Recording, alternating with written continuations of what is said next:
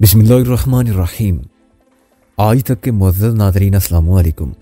अब किस नंबर 169 मुलाहिज़ा फरमाएं। इस वक्त मैं यही कर सकती थी कि तुमको एक छोटी सी खुशी का नजराना दे दूं।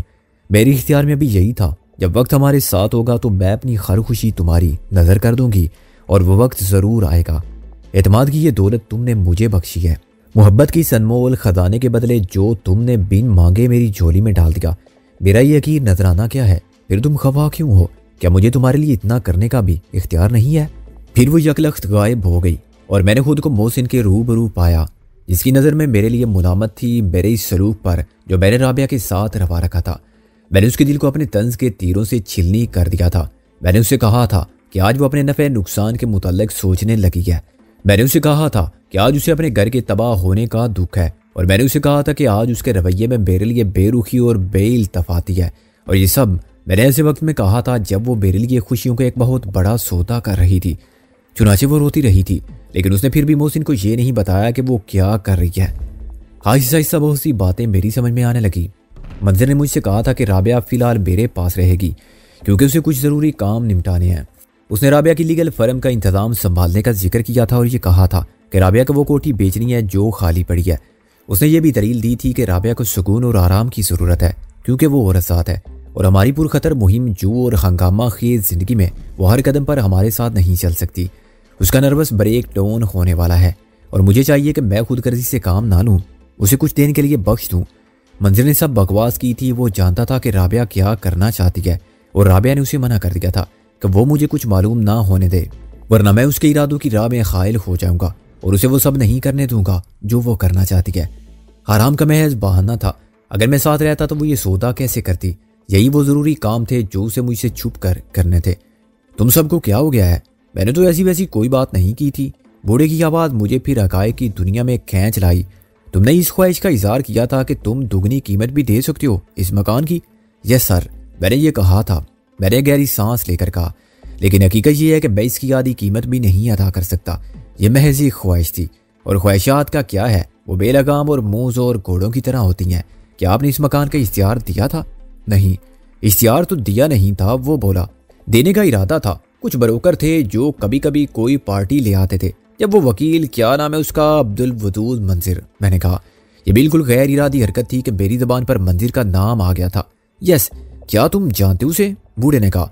जब वो मेरे पास आया तो मैंने समझा उसे भी किसी ब्रोकर ही ने भेजा होगा। उसने पूछा आप ये मकान बेचना पसंद करेंगे? मैंने कहा कोई खरीदार मिलेगा तो जरूर बेच दूंगा। अभी तक जो आए हैं वो देख कर गए हैं तो लौट कर नहीं आए, क्योंकि पुरानी तर्ज की कोठी है। जिनके पास पैसा वो गुलबर्ग की तरफ जाना पसंद करते हैं। उस वकील ने कहा कि मैं अपने मोक्कल की तरफ से मकान खरीदना चाहूँ तो मुझे क्या कीमत अदा करनी होगी, और मैंने उसे कीमत बताई तो उसने ओके कर दी।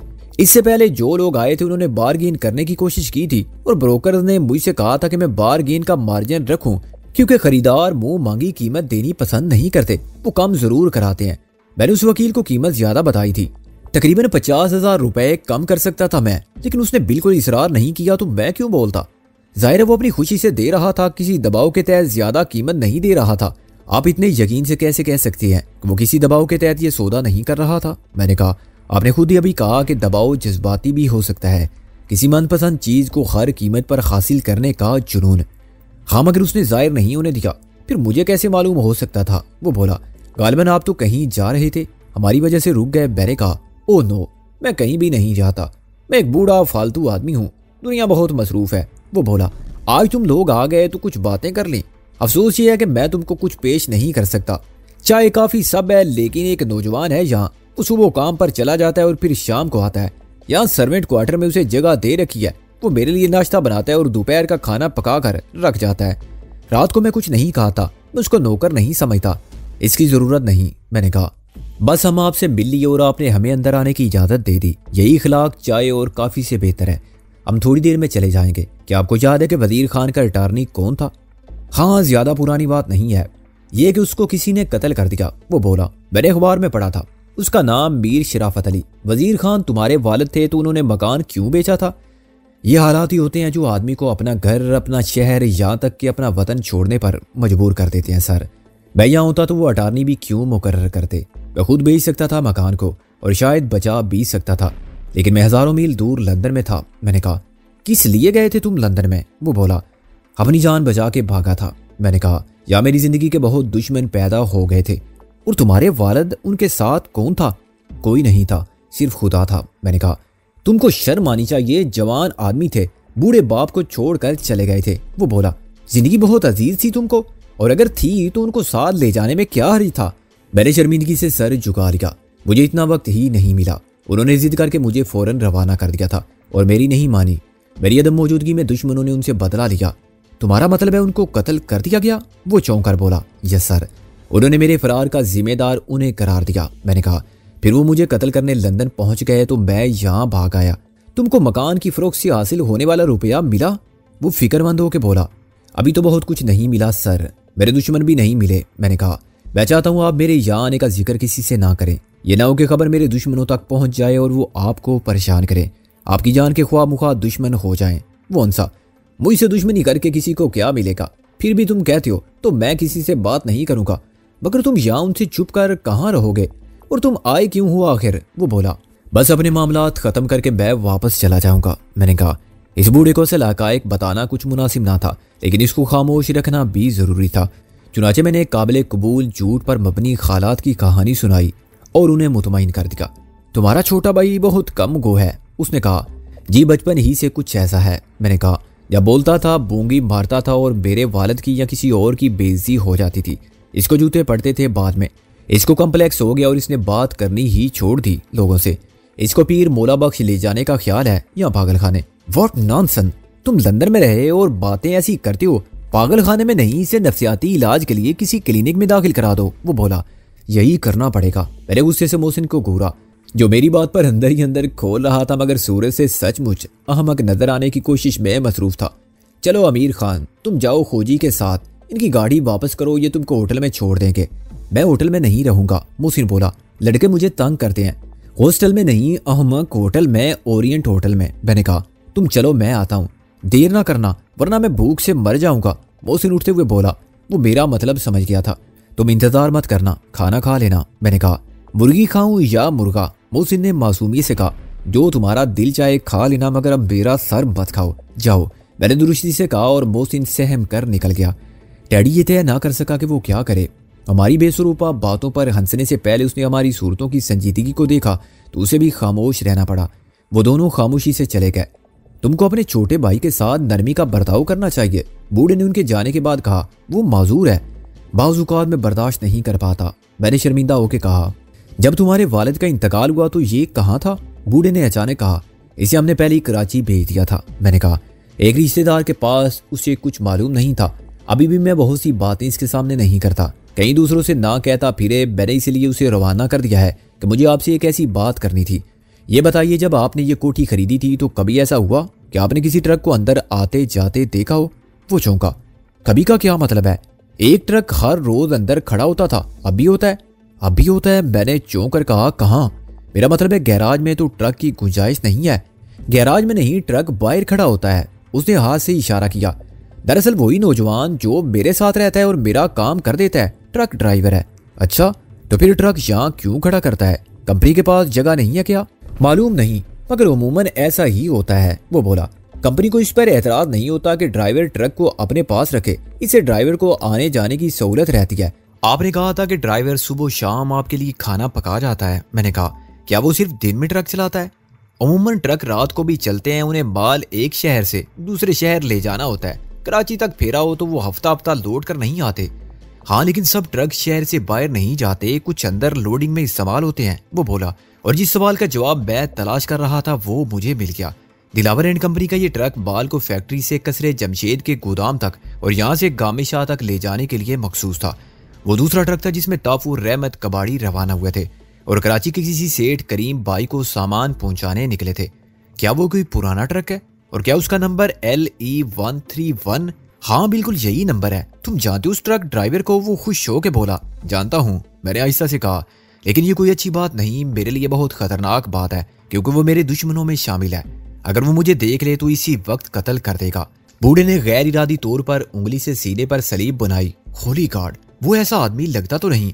कोई कातिल सूरत से पहचाना जाए तो पुलिस उसे वारदात से कबल ही गिरफ्तार कर ले। मैंने कहा, वो आपके लिए वाकई बेजरर है। मगर मेरे और उसके दरमियान जानी दुश्मनी है। क्यों? तुमने अभी तक ये नहीं बताया कि इस दुश्मनी का सबब क्या था, वो बोला, जिसकी वजह से तुमको फरार होना पड़ा और तुम्हारे वालिद फिर भी कत्ल कर दिए गए। ये हम पठानों के खानदानी तनाज़े ऐसे ही चलते हैं, मैंने कहा, नस्ल बाद नस्ल। ओह, उसने एक गहरी सांस लेकर कहा, मैं समझ गया। मैं एडिशनल सेशन जज था और जिला हजारा में भी रहा हूँ, वहाँ ये चीज़ आम थी। लेकिन तुम नए जमाने के पढ़े लिखे आदमी हो, तुम भी इस खून रेदी की रिवायत को निभाना चाहते हो। तुम माफ नहीं कर सकते। इंतकाम की ख्वाहिश से दस्तबरदार हो के इंसाफ को खुदा पर नहीं छोड़ सकते। ये सब बातें हमें खुदा ने अपनी किताब में वदा से समझा दी हैं।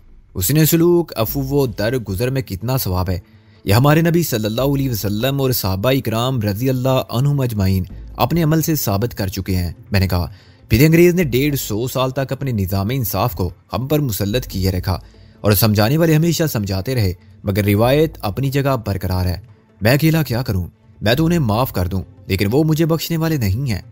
मेरा कोई बेटा तो नहीं है और अमीर खान को आपने देख ही लिया है, वो समझेगा आपकी बात, मेरे बाद वो बंदूक उठा लेगा। उसने बड़े अफसोस से सारी लाया। कितना अजीब है ये एहसास। मैं इस वक्त तुमसे बातें कर रहा हूँ और तुमसे मिलकर खुश हुआ हूँ। तुम बहुत मुअद्दब, शरीफ और ज़हीन आदमी हो, लेकिन मालूम नहीं तुम कब तक हो। किसी दिन मुझे ये अचानक मालूम होगा या शायद कभी मालूम ना होगा कि अब तुम नहीं हो। आपसे फिर वही दरख्वास्त कर रहा हूँ कि किसी को मेरे आने की खबर नहीं होनी चाहिए। मैंने कहा, मैं तो कोशिश कर रहा हूँ कि खामोशी से वापस चला जाऊँ। हो सकता है दुश्मन मुझे तलाश करने में नाकाम रहे तो मायूस हो जाएं और कत्ल व खून रेजी का ये सिलसिला ख़त्म हो जाए, लेकिन उनको मालूम हुआ कि मैं जाऊँ तो वो फिर मुस्तैद और सरगर्म हो जाएंगे। कुदरती तौर पर वो समझेंगे मैं अपने वालिद का बदला लेने आया हूँ। वो पहल करने का मौका तलाश करेंगे। मैं नहीं बताऊंगा। मैं ये गुनाह अपने सर कैसे ले सकता हूँ, वो बोला। मुझे तो तमाम उम्र ये एहसास रहेगा कि मेरी जबान से एक गलत बात निकलने के बायस एक आदमी मारा गया। जिंदगी और मौत खुदा के हाथ में है, लेकिन मैं चाहता हूँ कि तुम जिंदा रहो, लंबी उम्र पाओ, जितनी मेरी है इससे भी ज्यादा लंबी उम्र। शादी करो जो शायद तुमने इसी वजह से अब तक नहीं की, और अपना घर बसाओ, और वो घर ऐसा ना हो जैसा मेरा घर है, वो एक आबाद और खुशहाल करो। ये नेक तमन्नाएं और दुआएं जरूर मेरी मुहाफिज होंगी। मैंने उठते हुए कहा, जिंदगी रही तो मैं अपने बीवी बच्चों के साथ आपसे मिलने जरूर आऊंगा। आप मुझे कहाँ मिलेंगे? अगर कब्रिस्तान में ना मिला तो अपनी छोटी बेटी के पास मिलूंगा। मैं तुमको उसका पता बता देता हूँ। वो जेब में कुछ तलाश करते हुए बोला। फिर उसने एक पुरानी और बोसीदा नोटबुक निकाली। दूसरी जेब से इतना ही पुराना कलम बरामद किया और नोटबुक से एक सफ़ा फाड़ के आहिस्ता आहिस्ता कुछ लिखने लगा। ये सफ़ा उसने मुझे पकड़ा दिया। मैं तुम सबको खुश आमदीद कहूँगा। खुदा हाफिज मिस्टर पाल। मैंने उसे मुसाफा किया और बाहर निकल आया। वो इंसाफ की कुर्सी पर बैठने वाला एक पुराना आदमी था और मैं पूरे यकीन के साथ कह सकता था कि उसने अपने मनसब को किस हद तक पाक रखा होगा। और फैसला करते वक्त उसने अपने ज़मीर की आवाज़ सुनी होगी और खुदा से दुआ मांगी होगी कि उसे इंसाफ करने की तौफीक दे, ताकि उसके कलम से सिर्फ गुनाहगार को सज़ा मिले। अगर उससे गलती हो तो गुनाहगार को छोड़ देने की, बेगुनाह को सज़ा देने की नहीं। बाहर आके मैं आहिस्ता आहिस्ता सड़क पर चलने लगा। अभी 11 बजे थे और मुझे उम्मीद थी कि टैडी मोहसिन मेरी हिदायत के मुताबिक गाड़ी को शमशाद के घर के आसपास छोड़कर 12 बजे तक ओरिएंट होटल में कमरे हासिल कर लेंगे, अमीर खान और कबीर खान के नाम से। आज का दिन बहुत अहम था और इंकशाफात का दिन था। मेरे बहुत से अंदाजे दुरुस्त साबित हुए। कसरे जमशेद के तय खाने तक पहुंचने वाला रास्ता अब भी उसी जगह से शुरू होता था और बेखौफ व खतर इस्तेमाल भी हो रहा था। बहुत होशियारी के साथ दिलावर और बीर शराफत अली ने यह कोठी मेरे वालिद से हथियाई थी। बीर शराफत अली उसका अटारनी बन गया था। उसकी माकूल वजह थी, दुनिया को यह बावर करा दिया गया था कि वजीर खान बीमार है, वो ऑफिस तक नहीं जा सकता, तो कोठी को फरोख्त करने की कानूनी कार्रवाई कैसे पूरी करता। यह फर्ज उसने अपने दोस्त और पार्टनर बीर शराफत अली के सुपुर्द कर दिया, जिसने शराफत और दोस्ती का हक अदा करते हुए ये काम किया। अगर कोई सवाल करता कि वजीर खान ने यह कोठी क्यों बेची, तो उसके भी दो माकूल जवाब थे। पहला तो यही कि उसकी चीज़ थी, वो बेचे या रखे उसको इख्तियार है। दूसरा यह कि उसने एक कोठी बेचकर दूसरी कोठी खरीद ली। ना किसी ने तस्दीक की ज़रूरत महसूस की, ना कोई तस्दीक कर सकता था कि जिस कोठी से वजीर खान का जनाजा उठा वो उसकी नहीं, उसके एक नमक हराम मुदादम चिराग दीन की मलकियत थी। वजीर खान के लिए वो एक अकूबत गाह थी जहाँ वो 24 घंटे ज़हनी व जिस्मानी अजियत बर्दाश्त कर रहा था। दिलावर एंड कंपनी ने एहतियात भी मलहूज रखी कि वजीर खान की कोठी उनमें से किसी के नाम पर ना हो। उन्होंने कोठी को इख्तियार देकर फरोख्त किया होगा। उनकी किस्मत के खरीदार भी उनको अपने मतलब का मिल गया। एक पुराने वक्तों का अपनी जात के खोल में बंद रहने वाला और बाहर की दुनिया से अमलन कोई ताल्लुक ना रखने वाला बूढ़ा। उसका एक ही बेटा था जिसे उसने किसी और के सुपुर्द कर दिया था। उसकी दोनों बेटियां ब्याही जा चुकी थी और वो सिर्फ एतवार को 2-4 घंटे के लिए बाप से मिलने आती थी। चुनांचे उनकी तरफ से मुदाखलत का सवाल ही पैदा नहीं होता था। बाकी रह जाती थी सिर्फ वो औरत जो घर की मालकिन थी और जिसकी पसंद पर उसके शोर ने ये पुरानी कोठी फौरन खरीदी थी। एक फौरी ख्याल के तहत बै पलटा और वापस चलने लगा। 10 मिनट बाद बै फिर करमचंद पाल के सामने था। वो मुझे देखकर बहुत हैरान हुआ। क्या बात है? उसने कहा। कोई बात रह गई थी? Yes sir. अगर आप बुरा ना माने तो मैं आपका थोड़ा सा वक्त और लूंगा। मैंने फिर वहीं बैठ कर कहा, वक्त तो मेरे पास रद्दी कागजों का ढेर है, कोई थोड़ा क्या जितना चाहे ले ले। वो बोला, मैं आपको पहले ही बता चुका हूँ कि मेरे लिए खुद हिफाजती की कितनी अहमियत है, इसलिए मैं जो कुछ पूछ रहा हूँ इसका मकसद खुदा न खास्ता आपकी निजी जिंदगी के मामलात में मुदाखलत नहीं है। मैंने कहा, मैं आज पहली बार आपसे मिला हूँ, आइंदा का कोई भरोसा नहीं कि मैं ना रहूँ या आप ना रहें, इसलिए मेरी दिलचस्पी तुमहीद के तौर पर इतनी माजरत काफ़ी है। वो मुस्कुराया। आगे कहो, मुझे आपसे चंद बातें और कर लेनी चाहिए। यह ख्याल मुझे रास्ते में आया, चुनाचे मैंने लौट आना बेहतर समझा। मैंने कहा, इस डर से कि फिर मौका ना मिला मैं किससे पूछने जाऊंगा। एक बात तो ड्राइवर से मुतल्लक है, मुझे उसका नाम नहीं बताया था आपने। उसका नाम दिलदार है लेकिन सब उसे कबूतर कहते हैं। वो बोला। उस नाम की बाज़गश्त मेरे ज़हन में थी लेकिन मुझे याद आया कि पहले ये नाम मैंने कब और कहाँ सुना था। ये दिलदार आपके पास कैसे आया था? क्या आपने किसी मुलाजिम की ज़रूरत का इख्तियार दिया था या किसी ने भेजा था इसे? दोनों में से कोई बात नहीं। वो बोला। हमारे यहाँ आने के दूसरे या तीसरे दिन वो खुद आ गया था। उसने कहा कि वो साबका मालिकों की इजाज़त से सर्वेंट क्वार्टर में रहता था और उनकी जिस हद तक खिदमत कर सकता था अपना अखलाकी फ़र्ज समझ के करता था। कोठी बेचते वक्त मालिक ने खाली कब्जा देने के लिए सर्वेंट क्वार्टर भी खाली करा लिया था और कहा था कि नए मालिकों की कुछ खबर नहीं, मुमकिन है उनके नौकर हो, उन्हें सर्वेंट क्वार्टर की ज़रूरत पड़े, अगर ना हो तो तुम खुद उनसे बात कर लेना, वो तुमको रहने दें तो ये उनकी मर्जी है। दिलदार ने मुझे बताया कि वो ट्रक चलाता है और सुबह 9 बजे ट्रक लेकर जाता है तो शाम को 6-7 बजे लौट आता है। सुबह जाने से पहले और रात को आने के बाद वो हमारा सब काम करेगा, बाजार से सौदा सब लाना, बाग की देखभाल, चौकीदारी और ड्राइवरी। हमने कहा, गाड़ी तो हमारे पास है नहीं, तुमको रहने के लिए जगह चाहिए तो आ जाओ, हमारे पास नौकर भी नहीं है और सर्वेंट क्वार्टर खाली रहेगा तो हमें क्या फायदा होगा। वो उसी दिन आ गया और मैंने कोई शक नहीं किया, जो उसने कहा था वही किया। हमारा कोई बेटा भी नहीं था, चुनाचे मेरे लिए हर रोज बाजार जाना, इधर उधर के छोटे मोटे काम मसला थे। उसके आने के बाद हमें बहुत सहूलत होगी। वो बहुत अच्छा और फर्मा बरदार नौजवान है, बजाल है जो उसने कभी किसी काम से इनकार किया हो या टालने की कोशिश की हो। बस एक दफा आवाज दी और वो हाजिर। काम का वो दौड़ता हुआ गया। मेरी बीवी तो उसको बहुत पसंद करती थी और बिल्कुल अपने बच्चों की तरह रखती थी। वो हम दोनों बूढ़ों का मुहाफिज भी था। उसने कहा था कि ऐसे इलाकों में चोरियां बहुत होती हैं क्योंकि यहाँ खुशहाल लोग रहते हैं और ये इलाका देखने में गैर आबाद लगता है। एक कोठी में जो कुछ होता है उसकी खबर साथ वालों को नहीं होती, लेकिन उसने कहा कि चोर इस घर में आ गया तो जिंदा बच के नहीं जा सकता। उसने मुझे रिवॉल्वर भी दिखाया था और मैंने कहा था कि ऐसी खतरनाक चीज क्यों साथ लिए फिरते हो, तो उसने कहा था कि ट्रक ड्राइवर दूसरों का माल लिए फिरते हैं, उन्हें अपनी हिफाजत करनी पड़ती है वरना चोर डाकू लूट लें। वेरी गुड, मैंने दिल में कहा, इतनी ज़ानत से तमाम मंसूबा बंदी करना यकीनन दिलावर का काम होगा। कितनी खूबी से उन्होंने अपना आदमी इस घर में बिठाया, उन्हें सामने भी नहीं आना पड़ा और जो मकसद वजीर खान की मौजूदगी में हासिल ना हुआ था वो बेहतर तौर पर हासिल हो गया। एक ईमानदार और अच्छी शोहरत रखने वाला रिटायर्ड एडिशनल सेशन जज पर कौन शक कर सकता है कि उसका घर किसी नाजायज कारोबार के लिए इस्तेमाल हो रहा है। अगर बदकिस्मती के बायस कोई ऐसी वैसी बात हो जाती तो वो सब साफ बचाते। दिलदार उर्फ कबूतर गायब हो जाता और रिटायर्ड जज उजरे बेगुनाह पेश करके बच तो जाता, मगर ये रुसवाई भी उसके लिए कम जानलेवा ना होती कि उसका नाम मुनसिफों में शामिल था और नेक नामी की उम्र का सफर तमाम हुआ तो ये नाम मुजरिमों की तरह मशहूर हुआ। कभी आपने उससे पूछा कि वो किसका मुलाजिम है? मैंने कहा, क्योंकि खामोशी का वक्फा तवील होने लगा था। नहीं, इसकी मुझे क्या जरूरत थी? वो बोला, उसे तनख्वाह मिलती थी और पहले महीने उसने कहा था कि वो किराया अदा करना चाहता है, लेकिन मैंने कहा कि तुम मुझे एक छोटी सी नेकी से महरूम करना चाहते हो तो जाओ वो किराए का मकान कहीं और ले लो। उसने बहुत माफी मांगी कि वो मुझे नाराज नहीं करना चाहता था। आपकी बीवी का इंतकाल कैसे हुआ था? मैंने कहा, क्या वो बीमार थी? उसने नफी में सर हिलाया। उसकी सेहत काबिले रिश्क थी, उम्र में वो मुझसे 10 साल कम थी लेकिन 20 साल छोटी नजर आती थी। मैं तुमको उसकी तस्वीर दिखाता हूँ। वो उठा और आहिस्ता आहिस्ता चलता हुआ दूसरे कमरे तक गया। उसकी वापसी तक मैं उन इम्कानात पर गौर करता रहा जो मेरे जहन में थे। वो 10 मिनट बाद वापस आया तो उसके हाथ में खासी बड़ी एल्बम थी, इसमें हमारी सब तस्वीरें हैं। वो बोला, शादी के दिन से लेकर उसकी आखिरी तस्वीर तक, हमारे बच्चों की, हमारे दामादों की, तुम देखो, मैं चाय बनाकर लाता हूँ। मेरे बहुत मना करने के बावजूद वो चला गया और मैंने एल्बम को पहली तस्वीर से देखना शुरू कर दिया। यादगार एल्बम की तरह इसमें भी करमचंद पाल की जिंदगी के जावेदान लम्हे खुतूत शुदा लाशों की तरह असल हालत में मौजूद थे।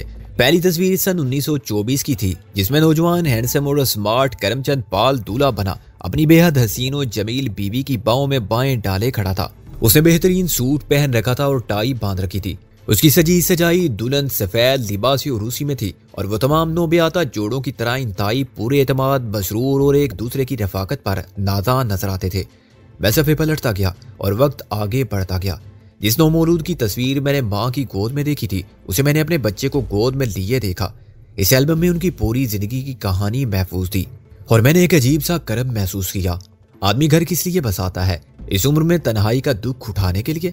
अपनी सब खुशियां वो अपने बच्चों में बांटता है और खुद तही दस रह जाता है और कोई उसे खुशी की खैरात देने वाला भी नहीं रहता तो वो रखते सफर बांध लेता है।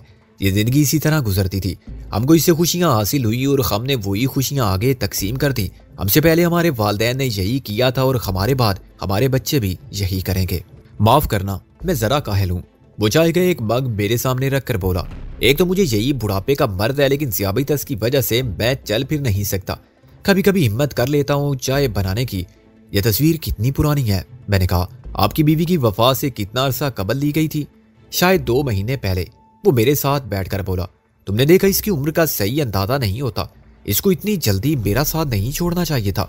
उसने बहुत ज्यादती की मेरे साथ। हालांकि वो जानती थी कि मैं उसके सहारे का मोहताज हूँ।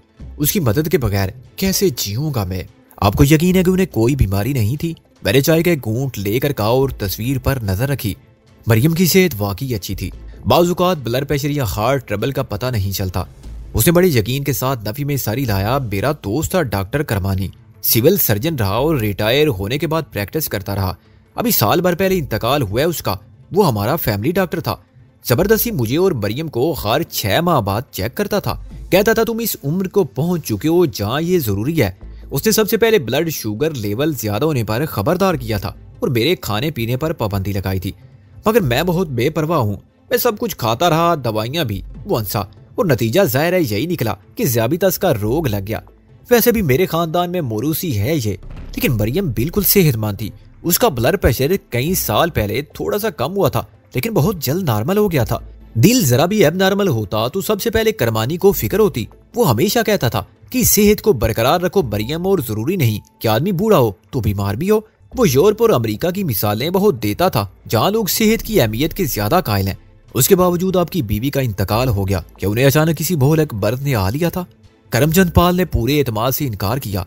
एक दिन पहले वो बिल्कुल तंदुरुस्त थी। वो पैदल बाजार तक गई और शायद 5 सेर सामान उठा के और 2 मील पैदल चल के लौटी थी। रात को उसने सोते वक्त ये शिकायत की कि उसका दिल घबरा रहा है। क्या सोने से पहले वो कुछ खाने की आदी थी? मैंने मोहतात लहजे में कहा, हाँ, वो मल्टी विटामिन की गोली खाती थी। वो बोला, और दूध का एक गिलास पीती थी। हम दोनों ही दूध पीते थे। ये हमारा पुराना मामूल था कि हम रात को खाना नहीं खाते थे। उसके बाद क्या हुआ? मैंने बेचैनी से कहा। जब उन्होंने शिकायत की, हाँ, मैंने कहा तुम आराम करो, बदहजमी से भी ऐसा हो सकता है। वो बोला, या थकन की वजह से? तुमको क्या जरूरत थी गोश्त, सब्जी और फल लेने के लिए खुद जाने की और इतना वजन उठा के पैदल आने की? दिलदार ला देता और क्या वापसी में सवारी नहीं मिल सकती थी? वो कहने लगी, दिलदार ने तो मुझे माजूर करके बंद कर दिया है घर में। बाहर के सारे काम तो वो कर देता है, मुझे भी थोड़ा बहुत चलना चाहिए। खैर, उसके बाद वो सो गई, लेकिन सुबह तक वो खुदा के पास पहुंच चुकी थी। मैंने उसे जगाने की कोशिश की, तब मुझे मालूम हुआ और आपने उसकी मौत को कुदरती कैसे कबूल कर लिया। मैंने कुछ देर खामोश रहने के बाद कहा,